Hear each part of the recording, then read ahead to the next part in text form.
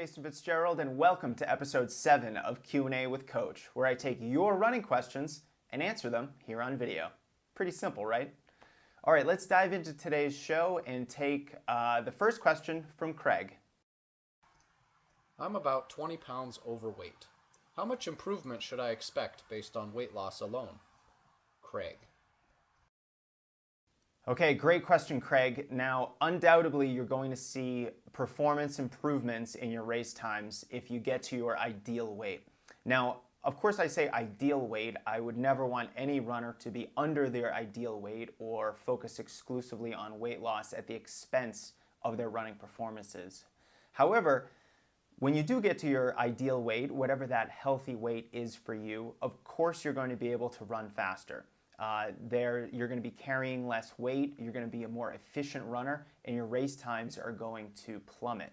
How much time really depends on the type of race that you're running. So a general calculation is roughly 1 to 2 seconds per mile per pound of weight that you lose in the marathon. And this is going to change, of course, based on the distance race that you run and kind of how much experience you have as a runner. So definitely focus on weight loss before your goal race training. You shouldn't ever combine weight loss and training for a race because they're kind of at odds with one another, okay? If you're training for weight loss, your training is going to look differently than if you're training for a race. And we went over this pretty substantially in the Nutrition for Runners program. But you can definitely see at least, I'd say roughly 1 to 2 seconds per mile per pound that you lose in the marathon, Craig. So it's definitely a great idea to try to lose the extra weight if you're carrying extra weight and get down to your ideal weight because you will run a hell of a lot faster. Does taking short walk intervals during a hilly, long, slow run defeat the purpose? Rich. Okay, question number 2 from Rich. This is a really interesting question, and it all depends. So your question is, does taking short walk breaks during a hilly long run defeat the purpose? Well, it depends on what the purpose of your long run is. If you're doing a long run in preparation for, say, a half marathon or a 10K or even a marathon, short walk breaks I don't think will necessarily detract from the purpose of that long run, which is building general endurance.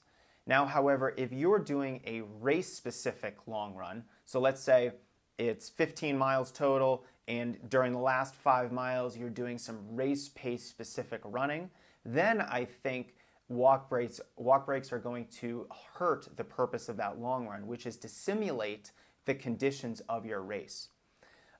Now, let's say your purpose is weight loss. You would like to lose weight, so you're going out and doing a longer run once a week. Will short walk breaks defeat the purpose? No, I don't think they will. If they're short, if you're doing it on a hilly long run, your heart rate isn't going to come down that much during a short walk break, and you really shouldn't have to worry about too much there. So it really all depends on the purpose of your long run, why you're doing that long run, whether you're preparing for a race, whether your goal is weight loss, and also depends on what type of race that you're doing. So let's say you're training for an ultra marathon, say 50K, even up to 100K or even 100 miles. You're obviously going to be doing some walking during an ultra marathon. Most ultra marathoners do. So including some walk breaks within your long run actually simulates what you're going to experience on race day. So I think including some walk breaks, especially when you hit a very steep hill or even a steep downhill, is actually a very smart idea and can prepare you for the kind of stop and go nature of an ultramarathon. So it kind of depends on what you're going for, but for the most part, unless you're a very advanced runner, unless you're doing a specific type of workout within your long run, then I don't think a couple short walk breaks during a long run is going to defeat its purpose or otherwise hurt your fitness or any of your health goals that come with doing a long run. So keep taking your walk breaks if you need them. Experiment without doing them and see if it's really that much extra work to do your long run without any walk breaks. And you might actually be surprised at what you're able to accomplish if you kind of test it. But great question, Rich. Thanks for submitting it. I'm running 3 times per week, a tempo, interval workout, and long run, plus 3 cycling workouts of equal intensity and 1 rest day per week. As a runner and cyclist, is this level of training sustainable or is it too much? Scott. Okay, Scott, fantastic question.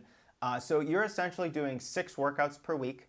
You're doing 4 more intense workouts, and I would call these workouts. So it's when you're running faster than your comfortable pace, or when you're cycling faster than your comfortable pace.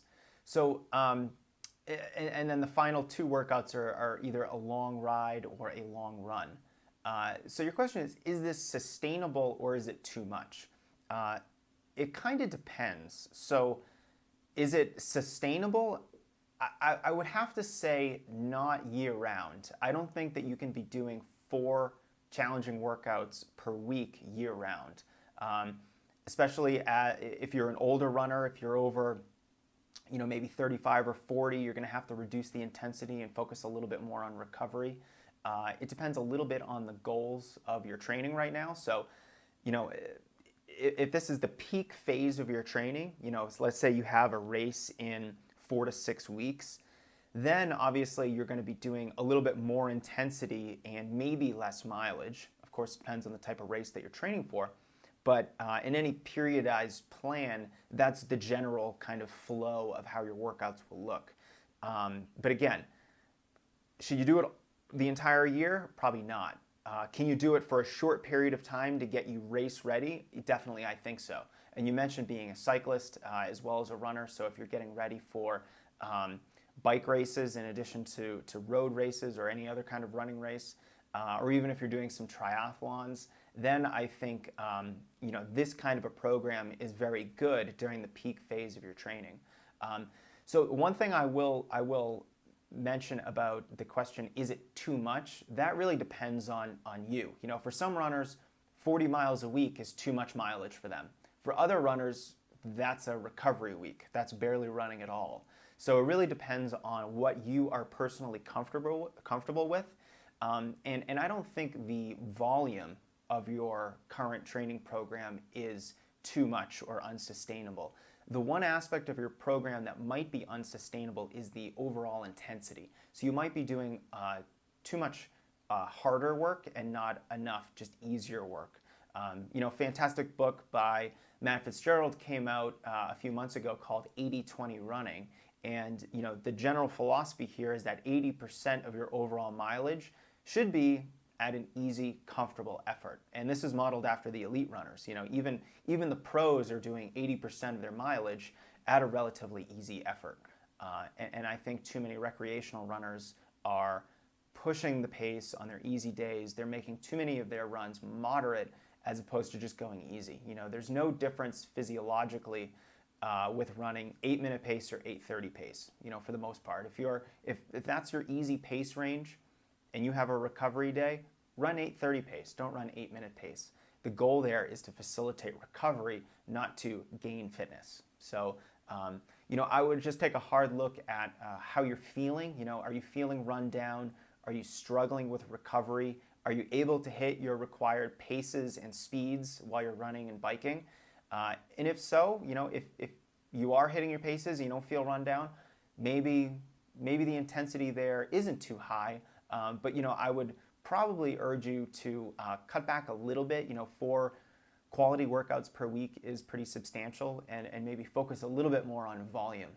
Most runners, especially those who are running only 3 days per week, would see a lot more fitness benefits and better times in their races if they were to simply run a little bit more mileage, maybe go from 3 to 4 days a week, maybe during a 3 to 5 week peak phase, they're running 5 days per week. But again, it kind of depends on what you yourself are comfortable doing, what your goals are, what your race goals are, and also, just how you're feeling. But that's a really fantastic question. Kind of my Cliff Notes version for answer for this question is the intensity might be too much, I would probably have you err a little bit on doing less intensity but more volume, and then you'll probably be able to transition a little bit better to more race-specific training, maybe a little bit less biking, a little bit more running in a few months when you get to that. But really fantastic question, Scott. Thanks. Okay, those are our 3 questions for Q&A with Coach today. Thanks so much to all the runners who submitted questions. I still have quite a few who that I haven't answered yet that I'm going to get to soon. I'm going to go through on a big Q&A with Coach tear over the next 4 to 6 weeks, so stay tuned. If you want to see your question on the show, just hop on Twitter, tweet it to me. My Twitter handle is JasonFitz1, and just make sure that you use the hashtag run question so that I can easily find it. And look, if you're not on Twitter, I get it. I'm not going to require you to hop on a new social media platform. You can email it to me. My email address is support@strengthrunning.com, or you can just leave a comment on the blog post that this video is in. We'll put a link to that right about here, and then you can see exactly where this is published and leave a comment and hopefully get your question on the show. Thanks so much, and I'll see you next time.